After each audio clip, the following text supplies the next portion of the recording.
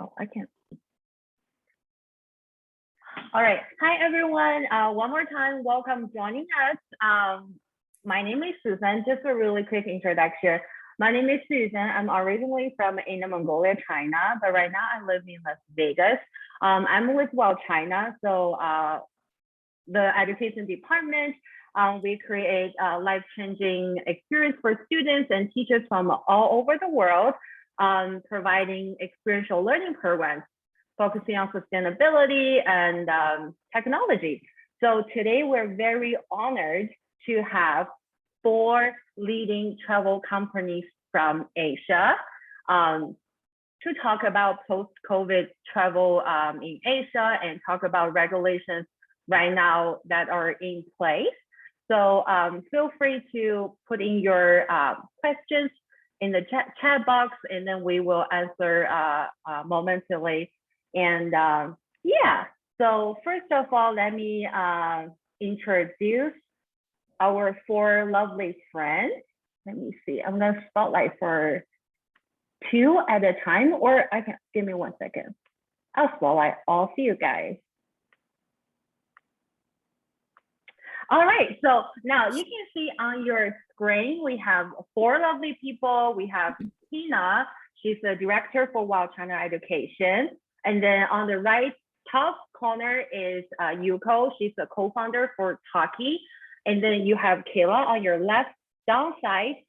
She's the founder and managing director for Channel Key. And we have Peter with us, who's the sales director for Topology Travel in Taiwan. Welcome, guys, and then I'll let you guys introduce yourself. Tina, how about we start from you? Hi, guys. Pleasure to be here. My name is Hannah. I am actually a Korean national, but grew up in the US and other Asian countries. And I've been in China for the past 8 years. I've been in educational travel specifically for 7+, almost 8 years now. And it's my pleasure to join. I'll speak later about kind of how educational travel has changed domestically during COVID and what the outlook is for international education. Thanks. Yeah, perfect. Especially, I feel like, thank you so much. Especially with China, we went through a lot and we do have stories to share with everyone. Thank you so much. How about you, Yuko? Hi everyone, I'm Yuko from Tokyo. I'm currently joining from Tokyo at my office, which is every day empty because we're actually under the emergency state because of COVID right now. Since May, but actually the state of emergency is going to end in September, so we'll see how travel comes back after October. I'm excited to share about what's happening in Japan later on. A little bit about Toki. We are a travel agency. We started in 2014. We worked with Wild China past COVID. We've been doing a lot of authentic culture tours. We really like to work with a lot of cultural heritages, craftsmen and chefs, and do in-depth tours for, actually before COVID, we worked with a lot of foreign clients, but now we're now working more with Japanese clients and also Japanese corporations and corporations in Japan. And is this a time when we share about what we're doing during COVID, or is that going to be later? Well, you can share it later. No worries. Okay. No worries. I just want everybody to quickly introduce yourself. Okay. Thank you so much for sharing. We'll definitely come back. No worries. All right, Kayla, it's your turn. Okay, hello everyone. I'm Kayla Lee in Channel K, South Korea. Actually, I'm living in Seoul. Since COVID-19, actually my company is still not closed any days because we have local domestic event team. So we do the other part of the domestic event. So every day my office is open, but nice. today Yeah, today I'm at home because of my official holiday. Actually, Korea is this week is the Thanksgiving Day. We called Chuseok, so I have to take care of my kids. That's why I'm at home. Well, All right. happy Chuseok to you and your family, if I said it correctly. But the end of the Chuseok is very sick and tired of the working at home. So anyhow, still very happy in Korea, but something issues. That's why the overseas people cannot come to Korea. So I will let you know after that. So nice to meet you. Perfect. Thank you so much, Kayla. Have fun with your kids. All right, Peter, tell us Hi, about everyone. you and topology travel. Okay. Hello, everyone. I'm from Taiwan, and our travel company is located in Taiwan. We mainly provide a service to the customized family tour and also educational tour, especially for the student from EMBA. We will arrange different experience like job experience or volunteer experience in Taiwan. During COVID-19, we also cannot run the business for the inbound. So we do like UCO. We also change our business into provide a service to Taiwanese. We try to find out more special tools, like we will go to visit the special dancing club, like and also let the people to know more different culture in Taiwan. Perfect. Thank you guys so much. A lot of you mentioned that like during COVID, like you definitely shift your focus for from inbound travel to more domestic travel. So Hina, what did we do like in terms of like, let's take it back to 2019 when COVID just started, and then can you walk us through like what happened within the team and our travel programs, and then what are we now? Sure. Thanks for the question, Susan. So when COVID hit in early 2020, we were actually slated for a record-breaking year in 2020. As I'm sure for many of you guys, it was the same case. Obviously, as soon as COVID hit, the first thing we wanted to do was make sure everyone was safe, and that we kept our long-term clients. So that meant we were giving out non-penalty refunds to everybody who was requesting it. And then after we took care of kind of the clients that we had in the pipeline, believing and understanding that they would come back eventually, we shifted our focus to the domestic market and the virtual market. So at the end of March 2020 is when we first launched our virtual programs. So this was actually first designed for one of China's premier universities. And later on, we were able to collaborate with big names around the world, such as Huawei, providing our virtual programs. It really helped us to give work, first of all, to people on the ground who were used to guiding things in person, but now they could do that virtually.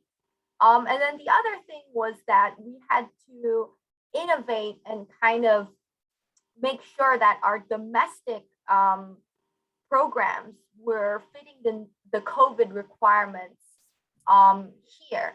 So actually starting in October, November of 2020, school travel started to come back domestically.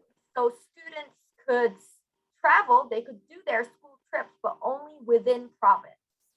So it was a lot of reshuffling. Usually when you're going on a field trip, you want to go somewhere far further away to experience cultures and meet different peoples. But we had to find that within the province, right? And what we discovered was that actually there's so many unique cultural offerings close to people. For example, if I'm a student who lives in the suburbs of Shanghai, I have no idea what the suburban farmers are doing just 1 hour away. Yeah. So that's kind of what we should focus to. And I'll speak a little bit later on this. I have some slides, but yeah, it's educational travel domestically at least has really been elevated due to COVID. And I'm very excited about international travel resuming and us being able to leverage that kind of new knowledge that we've gained and refined to offer to our international partners. Yeah. Thanks for sharing. I think that this is really, really exciting. Definitely one of the positive things coming out from COVID is like for us and also for students to realize that you don't actually have to travel far to have the experience that you're looking for. It's right next to you, and you actually need to learn more about like places or culture or people like live in the big city around you, right? Yeah, absolutely, absolutely. And they do need to spend time outside of the classroom. Just because borders are closed, it doesn't mean that students shouldn't do enrichment programs. Exactly. I totally agree with you. I'm really happy for the team, like we never stopped working, and then there's a new regulation, a new program, another regulation, another program. So we really never stopped throughout this whole COVID period. So how about you, Yuko? Like you also mentioned like domestic travel for you guys start taking off after COVID, right? Yeah, so actually 2020 was supposed to be, the biggest year for inbound travel because we were supposed to host the Olympics last year. And we had all the events lined up, and a lot of hotels aimed to open for the Olympics. And so it was really a chaos last year, a lot of cancellations, a lot of hotels going bankrupt, also travel agencies, event companies as well. And we were also like talking with the government officials, and we were thinking at first COVID wasn't going to last this long. So last summer we were talking and say like, oh, but by next spring it will definitely come back. But yeah, so the situation has been prolonging for a while, and we actually don't know when the borders will open next time. We are hoping actually next spring again. We have a lot of inquiries for next spring and onwards, but I'm thinking this winter it will still be very domestic closed market for us. Perfect. And yeah, so as for our company, so until last year, we were actually thinking things will pick up later the year. So we were kind of waiting. But then after the summer and the fall, and then we're thinking, oh, okay, things may not change for a while. And that's when we really started thinking like, what can we do without actually bringing guests to Japan? And also at that time, Japan was a very, I think a lot of people think of Japan as like robots and like technology, but in terms of digitalization, especially like the travel industry has been very slow on picking up new tools and different workflows. And so we've been thinking, how can we digitalize the whole process, our products and also our operation. And maybe I can share some things that we've worked on. So one thing we started is, I think you also mentioned that while China is working on the virtual tours, but we also started these virtual experiences because even before COVID, one of our main products were experiences with craftsmen and culinary artists. So we worked with some of our craftsmen and culture people, for example, kabuki actors or Zen monks, to create virtual tours. We've been mainly providing this to corporations and actually also to some schools, because speaking of school trips, a lot of the schools has been canceling school trips in Japan, and they've actually switched to online school trips, which might be a little saddening for the students. But that's, I guess, what we can do at this moment. We've also actually provided this to Australian school as well. Sometimes, I guess, people want to travel abroad internationally via virtual experiences. So we've been doing this, and also we've been working on, maybe this is not relevant for our audience today, but kind of working on a digital tool to centralize all the contents data. We've been working on building new data, working with local governments like the Kyoto city to dig up more interesting places that we can take our travelers to. Create itineraries, and this is a new tool that can kind of easily make, like, drag and drop and make itineraries from our content database. Perfect. So it seems like you guys have been really busy too, but more focusing on digitalize all your programs and then the virtual programs, right? Yes. Yeah, so everyone here, if you are interested in running virtual programs to learn about Chinese history and culture and also Japanese culture, feel free to let Hina and Yuko know about it. How about you, Kayla? How about South Korea? What did you go through? Let's learn about your story. All right. Maybe every country is really similar, and then they really try to protect the COVID situation. So I'd like to let you know my story about in South Korea. So let me share my some presentations. Yeah, feel free. Yeah. Okay. Is that? Yes, we can see it. All right. All right. So actually, COVID-19 last year, 2020, in Korea, we had a very, very big heart attack because we only thinking it's kind of the MERS.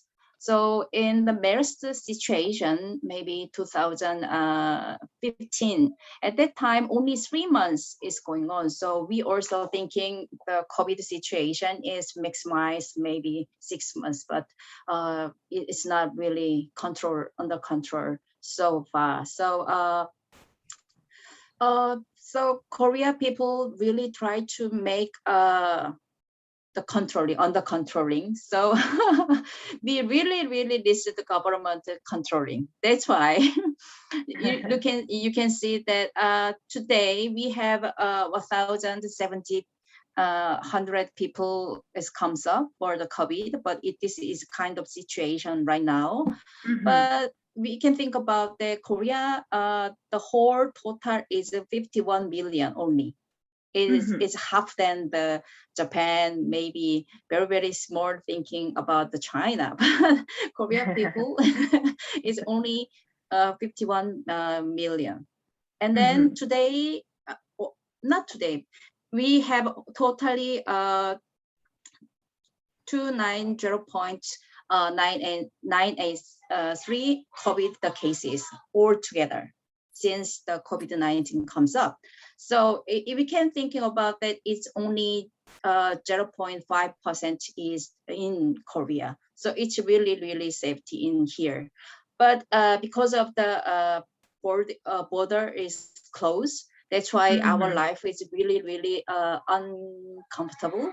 and then we Mhm. cannot have any overseas tourists. That's why this Yeah, is I'm the big sure. problem. I understand the Korea government want to protect the disease, but they have to think about everybody want to come to Korea, and then we have to Yeah. survive our event industry or tourism industry. So Mhm. this is the well controlling in South Korea, I thinking.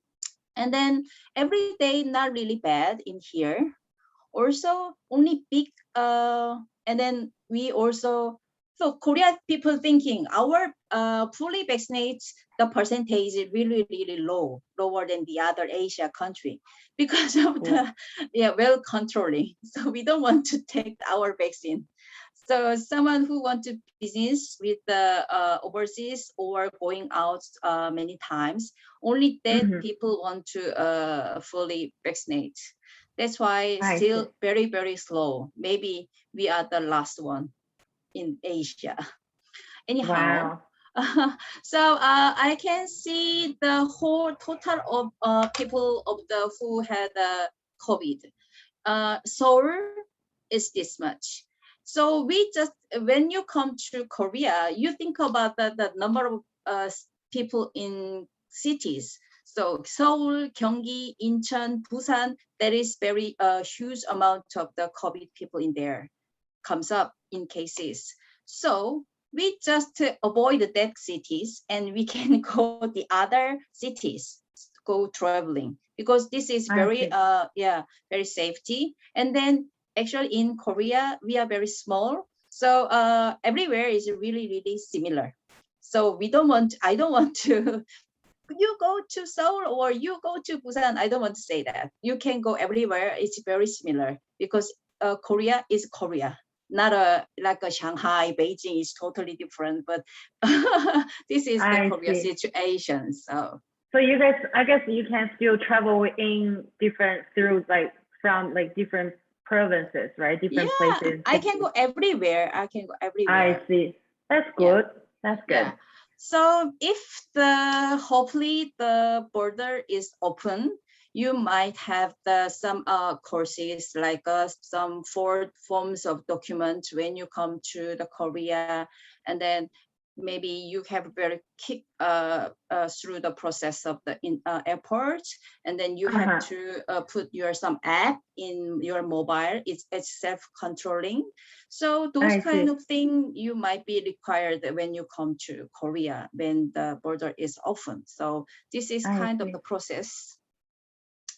And then if we want to, I just looking at which is good for everybody. So it's a special K quarantine is now really, really good the book for the Korea life is through the tourism the board. So in Korea, we have only 3 points is very important. 2 meter, it's the same as Taiwan, 2 meter distance, and then wear the mask everywhere, and then sanitizer. Only we have to make sure doing those three is finished. We can go everywhere, and then I can go domestically. So I just showing the 2021 what I do with my family. Only with mask, my son doing taekwondo in the gym, and then he can play the playground. We can go some exhibitions. Also, we can have some meeting, or we can go some aquarium, or they can ride their bicycle everywhere. Even we can go some soccer players and seaside. And they like a seaside, but we have to wear the mask here. And then also in the we water. can, yeah, we have to do that. And then we Is the can go mask some waterproof? it's not. And then we can go some the tourism spot with the mask, and everywhere I can go to gym with mask, and I can have the restaurant with like that. So we have we have the 5 people in together, or there is more than 5 people, we have to make separately. But now we are 5 people is getting together in the restaurant. So we can make some small group for everybody. Perfect. Also, Wow, these are yeah, awesome pictures. So transportation we can take with the mask, and then we can sleep, and then we can go theater. Yeah, like that. So this is kind of the COVID life in South Korea. So might be you have some hint for Yes. you. So Yeah. we are only waiting for open the border. We are ready for the enjoying everywhere, everybody. So just make sure only the avoid the cities where is the bigger one, like Seoul or Busan. But the other places is really safety. So just this is the kind of point of the in South Korea. Thank you. Perfect. Thank you so much for sharing all those like family pictures. They're very direct, very like simple to understand. It seems like life is pretty like already back to normal, right? Like you can eat in a restaurant with your family. You can go stay in a hotel. You can take a public transportation, right? Yeah, actually 2020, every hotel has a very hard time, but 2021, sure. the Korea people cannot go outside because the Korea people like to traveling to all over the world, but we cannot go. So our tour place is a hotel. So we called hokangs. So we enjoyed at hotel and then 2 days, 3 days and relax. So nowadays the hotel is full booking in here. Oh, wow. That's great to know. Wow, that's awesome. Thank you so much for sharing. Thank you. So yeah, of course. So Peter, looking at the picture that Kayla shared with the whole family eating together in a restaurant. So we were just talking about it. Why don't you share that story with us and also talk about what did you and your company go through during this COVID period? Okay, sure. So let me introduce the situation in Taiwan now. Taiwan is only affected huge hit half years ago because of the Delta. And I can show you the number that I just get from the internet. And this is a number that's confirmed for every day, day by day. So you can tell in May, we growing very fast. And for these 2 weeks, we probably will get only less than 10 people per week to infection. Wow. Yeah, so Taiwan is almost clean up domestic. All the number that's increasing is all inbound. They are the foreigners or the people from the other country, then back to Taiwan. So we still have some numbers, but all are under control. And this is the tour that we run because can you see the pictures here? Yes.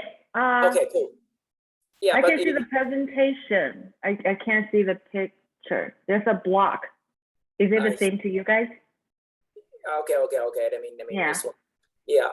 See, can you see now? That? We can see. Yes. Oh, great. Yeah, so we cannot run any tours in-house because this is a regulation that people cannot stay too close. So our company changing to like a camping company. We provide a camping experience. We take a family. Yeah, we take family go out, and they are allowed to have some picnicking, and they can cook in the food together and build up the tents. And we also will take them to do some decoration with the flowers. Also during the nighttime, we will see the fireflies. We choose the environment is very clean. So there's a fireflies, they can see the fireflies. It is very difficult to see fireflies 20 years ago because pollution is very serious. But now Taiwan is get very, very clean. Yeah, and we also do some virtual tour. But the virtual tour is cooperate with the Wild China. That sorry, we run the tours to visit the temples and the traditional market. Yep. Yeah.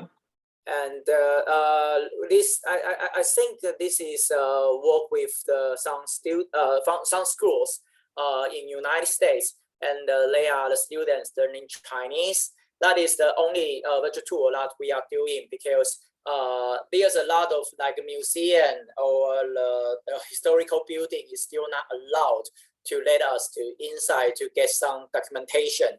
So this is the tools that we provide, with many is outdoor. But this half year, we still have the Delta virus. So the regression is changed very suddenly. So now we are focusing on create some tools that can share the stories. I see. That sounds fantastic. So as you guys already know, we do running virtual tours is definitely like one of our products that came out from COVID, because we have the local resources, we have so many like cultural experiences that we do want to share with the rest of the world. And then, but people can't travel, they can't come over here, and that's why we started the virtual programs, just like to connect people to people and culture with people, and it's been going really, really well. So yeah, thank you, Peter. Thank you for sharing. All right, thank you guys for sharing all the travel regulations on COVID, and then give us the up to today like update on travel regulations in your own country. We're gonna go back to Hina. So you mentioned a little bit about domestic travel, and then so our latest products. You want to share with us about that? Sure. Here, let me just share my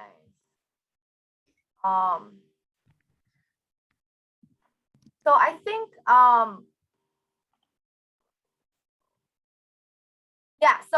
I didn't have a chance to go into detail about China's COVID situation, but essentially China has a zero tolerance policy, and the contact tracing is pretty strict.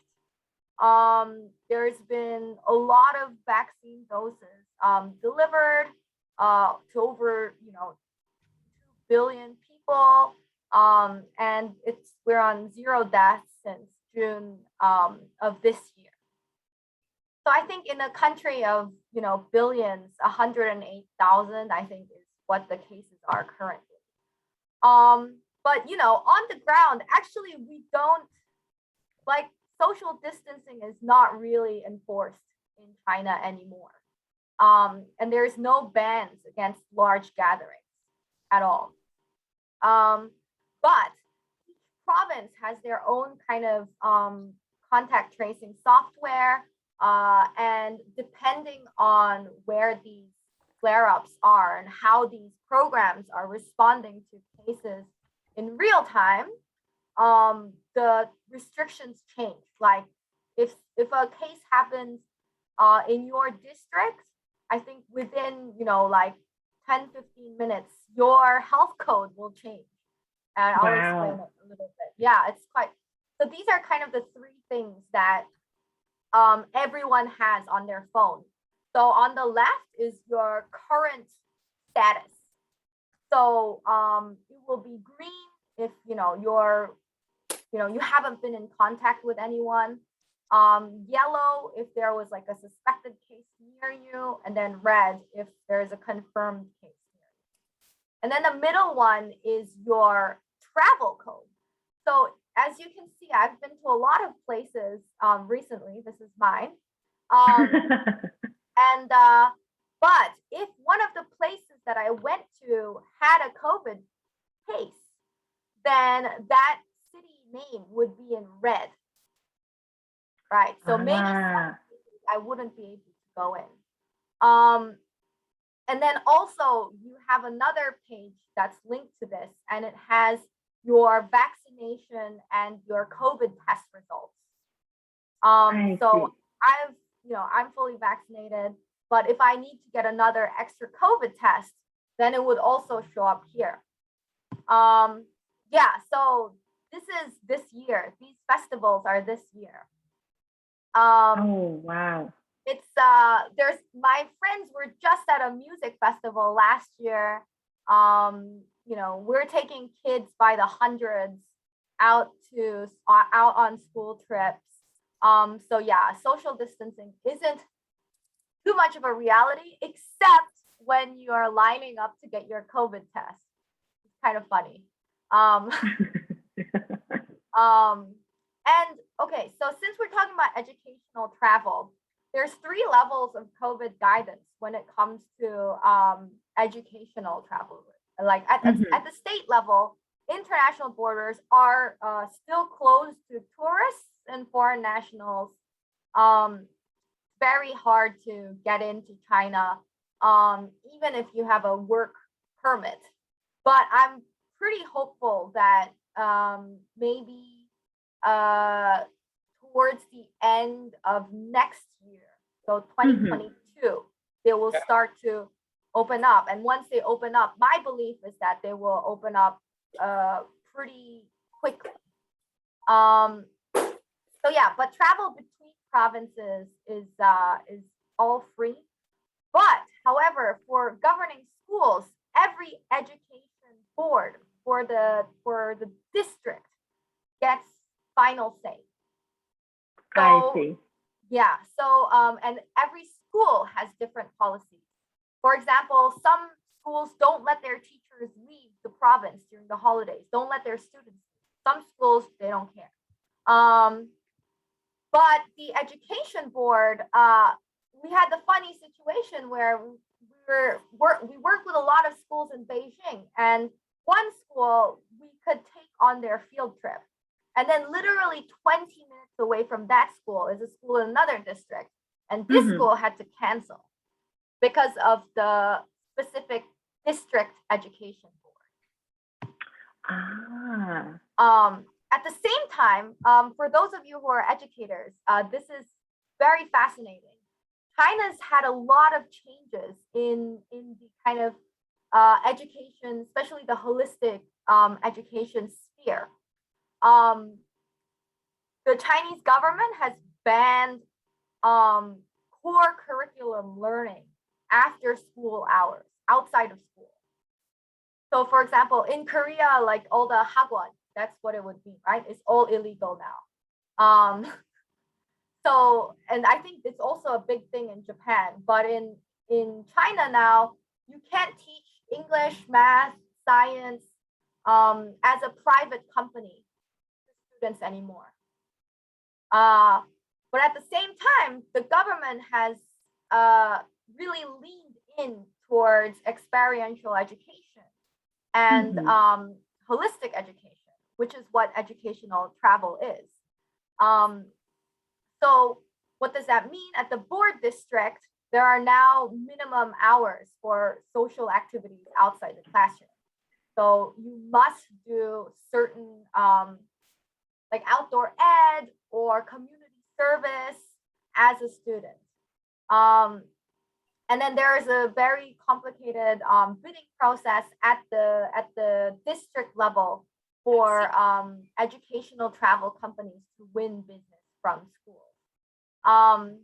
And you know, at the school level, it means that a lot of MNCs or groups, you know, are investing in their own educational travel companies or partnering closely with experiential education companies. I know for a fact that, you know, while China Education regularly talks to these massive groups that own both like 10 plus schools, they're like multi-million-dollar MNCs, you know. So if you're into stocks, I know what I would be investing in right now.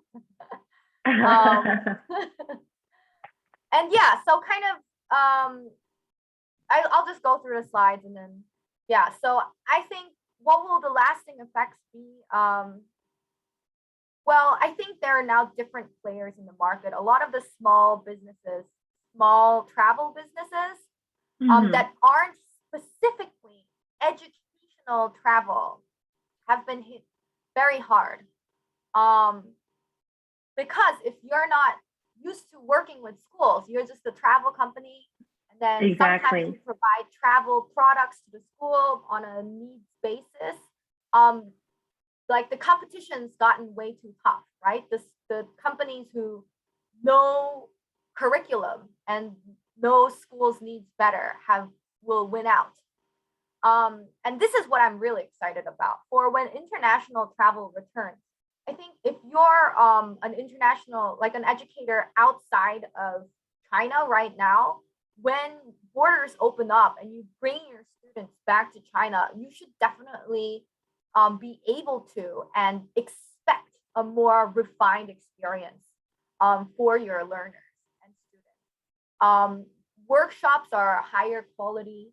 Those, kind of like those tours, like very, like a microphone guide, Forbidden City tour. This kind of stuff like is being phased out. It's old news already. We all know now there are better ways to learn about the Forbidden City. And also for educational content, it does mean that you might see a slight price hike because in general, the education industry is at a higher price range than the traditional tourism industry. And that's just an industry fact, right? And then the last thing is that there's been a great change in the perception about national identity, especially amongst young Chinese people, because China has done such a great job of, mitigating the effects of COVID. There's definitely a shift in cool young people. Maybe back in the day, cool young people were not very patriotic or, but there's definitely a shift about that. But Perfect. yeah, so I think it's just to go back to your specific question, Susan. Like we've been working on our educational content and just refining knowledge delivery as opposed to leisure tourism, I think. And I think there's a definite need for the niche of educational travel, as I'm sure you guys all understand, to elevate beyond traditional tourism. And that's what I'm most excited for when international travel resumes for schools. Yeah, that does sound very, very interesting. Like, can't wait to go back. I mean, I do, because I talk to a lot of teachers here in the U.S. because right now it's pretty loose up in the U.S. and all the teachers were like, when can we go back? When? Like, tell me. So we are definitely, I think everybody is like, as soon as the border open and we're gonna see a big like hike for people to like go back to travel. Thank you so much for sharing all this information. This slide is very, very inspiring and very very helpful. Thank you. So Yuko, Hina mentioned a little bit like she thinks like till like 2022 we're gonna see either students or groups or leisure travel gonna like return back to China. What do you think about Japan? And I guess, sorry, I will add a little bit more about like Summer Olympics, because the Summer Olympics will that influence travel and in what way? Yeah, so actually, I also didn't really mention about the situation of COVID in Japan. So I'd like to share some statistics. So Japan's population is 126 million. And these are the numbers in total so far, 1.6 million. So a little over 1% had tested positive over this 1.5 year. So actually the number of cases is significantly lower compared to America or US, but there are kind of stricter guidelines for domestically for the Japanese people and for coming into Japan. And the number of death rate is actually, I think, very, very low compared to the European nations, the Western nations. And as for the over the year, this is actually when the Olympics happened. So Oh, wow, interesting. yeah, so it really spiked. And after the Paralympics ended, I think early September. So it has been going slow again. So Good. good. But I know the Olympics is coming, the Winter Olympics is coming in about 6 months from now. Yeah. So I'm not sure what's going to happen then. Maybe something similar. This is actually a combination of the Delta variant and the Olympics. So and the Japanese vaccination started a little later than the other Western nations. So it was like a triple combo thing, but still you can see like the significant number increase when the borders actually open. And I see. So I have a question here from our audience. Like they're asking like, so yeah, the cases went up during Olympic time, right? So since the government already went through this process, so like they know how to deal with like a huge amount of people rushing into Japan and then how to manage them and make sure everybody's safe. So since they already went through that, will that help them in the future to reopen the border for group travel earlier, or like because they already went through that? What do you think? So the interesting thing about Japan is, I think under our constitution, the human rights protection is very strong. And so Japan cannot force people to do something. So even if we walk around no mask, drinking on the streets, we won't get fined. And same for the quarantine rules. Even if someone didn't actually follow the 14-day quarantine, there's no that we really can't do anything. And so actually during the Olympics, they were saying like it'd be they were calling it like a bubble, like we were gonna like keep the Olympic bubble, and like everyone's gonna be in the Olympic centers. But I saw a lot of journalists walking on the streets, like a big group of foreign travelers or foreign media in Roppongi drinking alcohol on the streets. And I thought, well, I guess there's nothing that can be controlled when borders open. And for the Japanese population, we're kind of known to follow the rules. And also there's a peer pressure not to do something really wild. But I guess, yeah, like foreigners, they come to Japan, they obviously want to see the city. They want to have fun.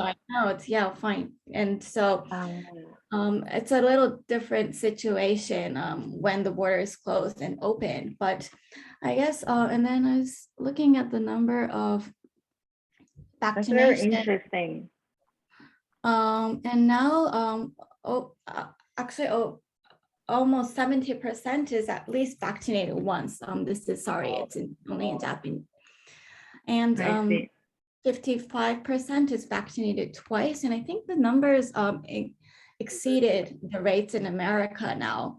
So I think people are feeling much safer than before the Olympics for welcoming foreign tourists now.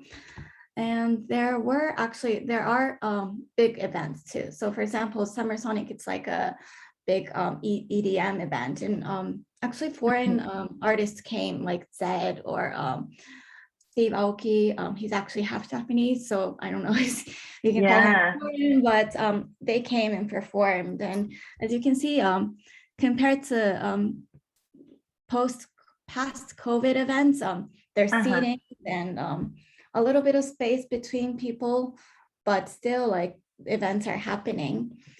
So I think we will actually have to start open up unless the economy will die.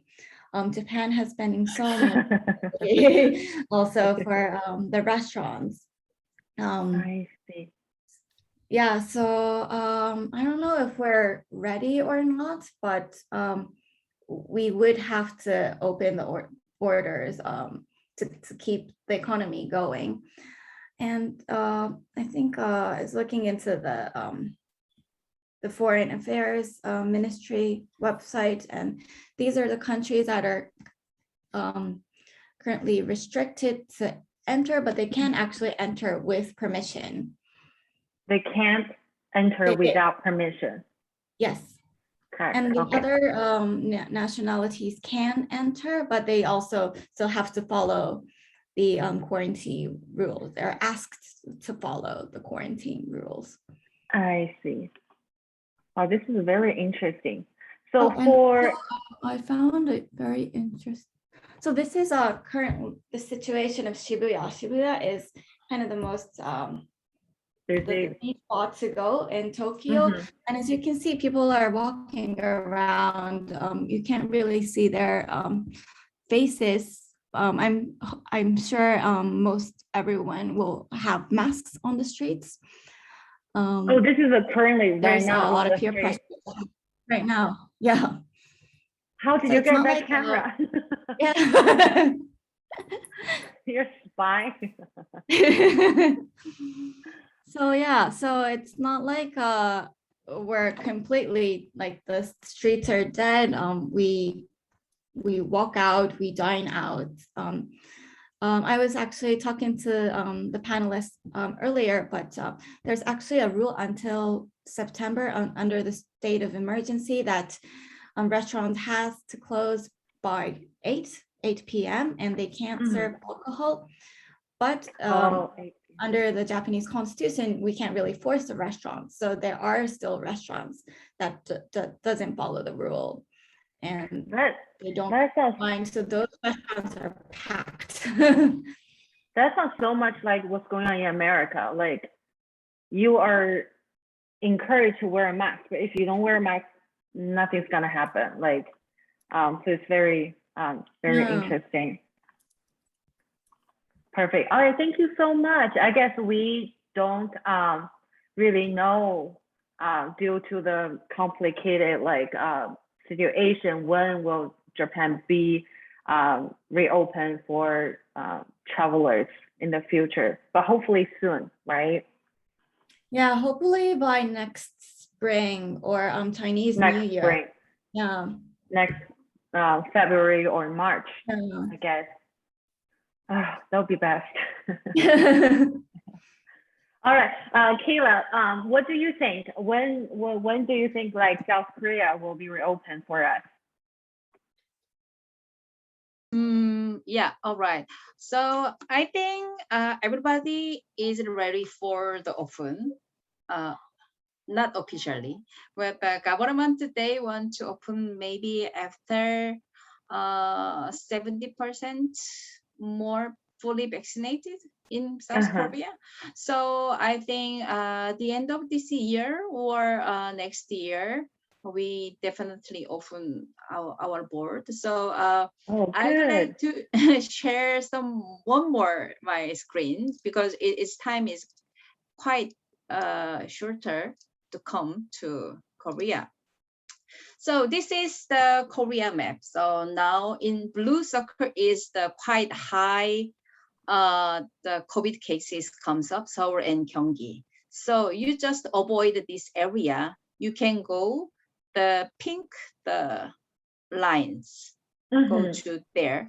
So normally everybody, the school programs in Seoul or nearby the Seoul, but we can make the other the area of in South Korea.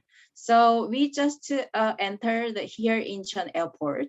So we can take some KTX or high express bus to the some down part of the Korea.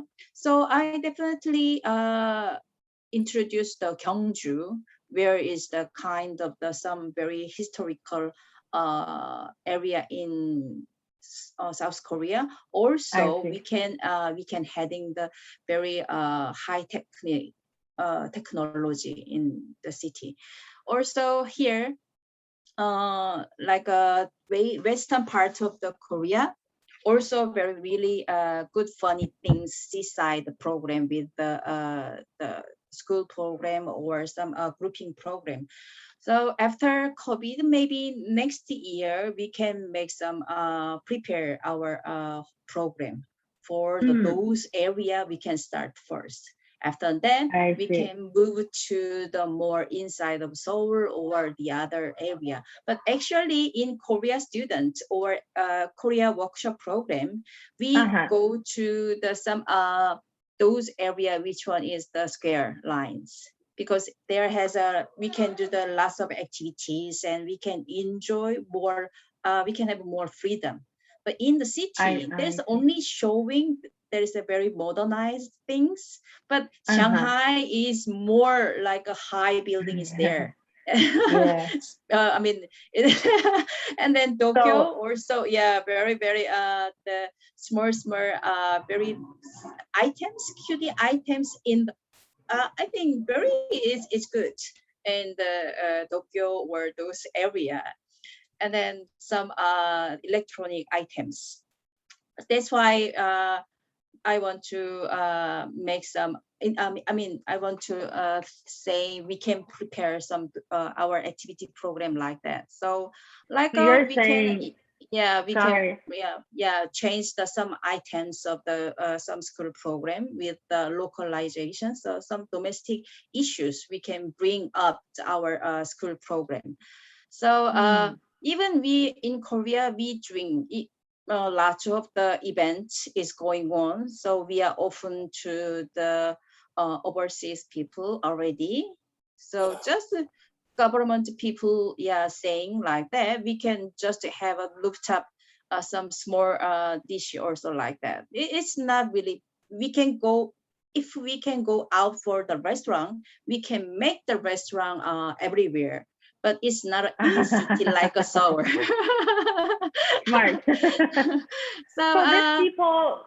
these people went to South Korea on a work visa, so or everybody can go in now. Actually, it's just slightly before the COVID. It's 2019, the winter time. They just come to Korea, and then the COVID is come out.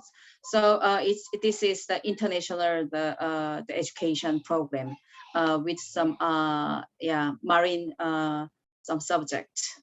I So, see. Yeah. So like that. So we want to have the normal life, but I think we cannot go to the normal life. So we can go with the COVID normal life is better to make some our plan. This is the kind of the tip for come to South Korea for the maybe next year, 2022.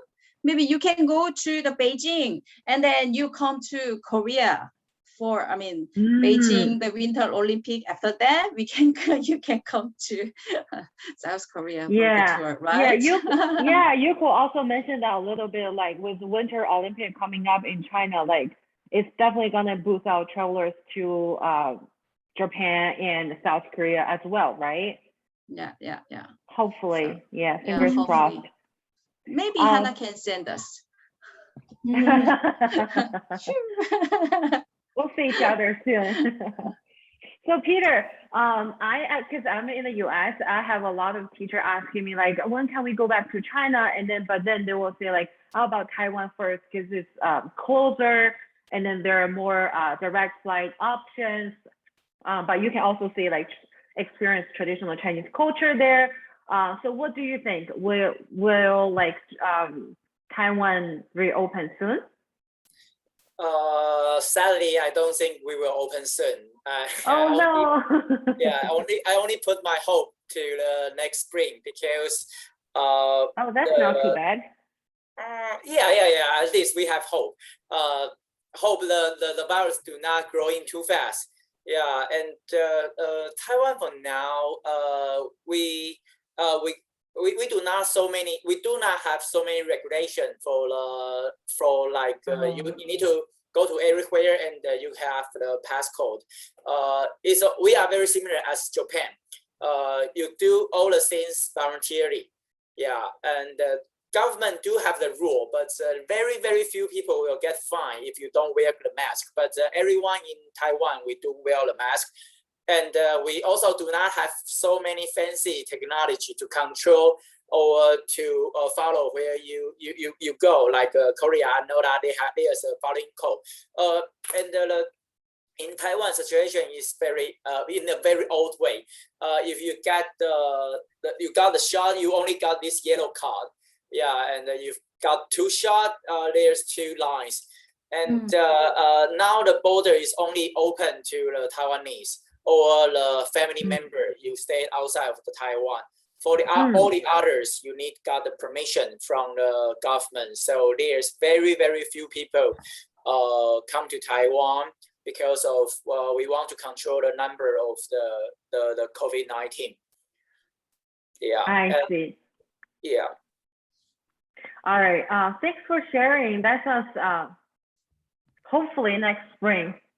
As it's coming up soon. If we're going to travel next spring, it's time to start planning your trips, right? So how's inquiries working for you guys? Like, do you guys, this is a question for all of you, like, do you have a lot of inquiries for planning a trip for next spring? Yeah, we do got some inquiry for next 2 years. Yeah, but there are some of them, they are our old customers. They are also very boring and they want to find some stimulation, find some interesting for their life because they really miss Taiwan, the food, the scenery, the people, and their family also feel very bored, maybe in Singapore and Netherlands. So they want to have the long vacation tour to Taiwan. So we will provide some information for them. I see. How about, how is it with you guys, with Hina, Yuko, and Kayla? Yeah, so I have some, actually I have some delayed events before I have to do, but I cannot handle them because of the COVID. So those kind of the events, it still come up next spring. So it's cool. Yeah, it's cherry blossom, yeah, the season. So we have the lots of the groups in that time. So they are waiting to open the board. And then some of the events belong to the Beijing Olympics, so they want to come to Korea. So those kind of inquiries is more small. They are coming, but it's not a big groups. It's very small group, but we also having those kind of groups. So hopefully, open soon our board, please. Please. Yes, we all hope for the same thing. Yeah, good luck with all the small groups too for the Winter Olympics. How about you, Yuko? How about you guys, Ahina? Yeah, I guess we do have reservations, actually reservations from 2019 that has been postponed again. But yeah, we can't really tell when it's actually going to open. So we're kind of pending on a lot of the inquiries. Also, I've noticed like a lot of restaurants got closed. Some hotels, they're not open at the moment or not taking reservations. So it's going to be a challenge when actually also when people start coming back to like a lot of people in the hospitality industry, they haven't been working for over a year. They get government subsidy. So they haven't actually been doing actual work. So I don't know if people can get used to the routine of the busy inbound travel. So there's going to be a lot of challenges, but definitely exciting and great for the economy and cultural exchanges. I guess the lucky thing for our audience, for everyone else here, is that at least we have you guys there. You know the best about what's going on in the local area. You know which restaurant we should go to when we travel there, which one has the last chance like closed when we travel there. So it's a really good thing to have you guys on the ground to support all the travelers from all over the world. And another tip for everyone, I guess, is just to plan ahead of a lot of time, so you can like give your time to prepare for the details, and then give yourself enough time to come up with some backup plans. After all, we're traveling around like global pandemic time. So how about well, China? For school groups, I think the earliest that we are, we had someone ask if, can I book something for this, 2022 spring? And I was like, maybe better to plan for the end of 2022, like I just, at this point, we all just need to be honest with our clients, I think. And yeah, but we do have inquiries for the fall. And I think for all of us Asian countries, Australia is going to be a big market. And school groups from Australia. I know, Yuko, I know tons of schools in Australia have Japanese language programs.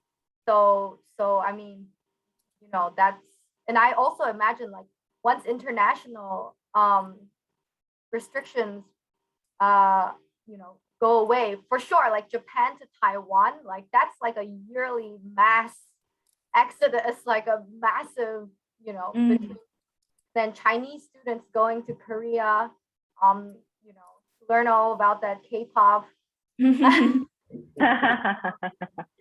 So I think even for low budget travelers, even if they're not going from US, Europe to Asian countries, we'll see a lot of cross-Asia travel, especially for schools, which are budget conscious. And then in terms of Western clientele, I'm expecting a big influx from Australasia. Perfect. Sounds great. We got a question for Yuko. So is there a quarantine restrictions for foreigners visiting Japan right now? Yes. I think actually I talked to my friend who recently came back from UK. He had to stay in the hotel for 3 days, which is all sponsored by the government, and then 11 days afterwards. So in total 14 days, you would have to stay somewhere, either at your home or another hotel. But yes, it's not like a strict quarantine, but you would want to follow the rules, I'd say. I see. So it's like 2 weeks, right? Yeah. I see. I guess it's same with China, is like doing 2 weeks quarantine mandatory, right? Yeah, but here it's strictly enforced. Like they with the hotel, and then they come every day and give you a COVID test. Oh wow! So not like Japan. What Japan has sounds like way nicer. Everybody follows it, but if you don't follow it, it's okay.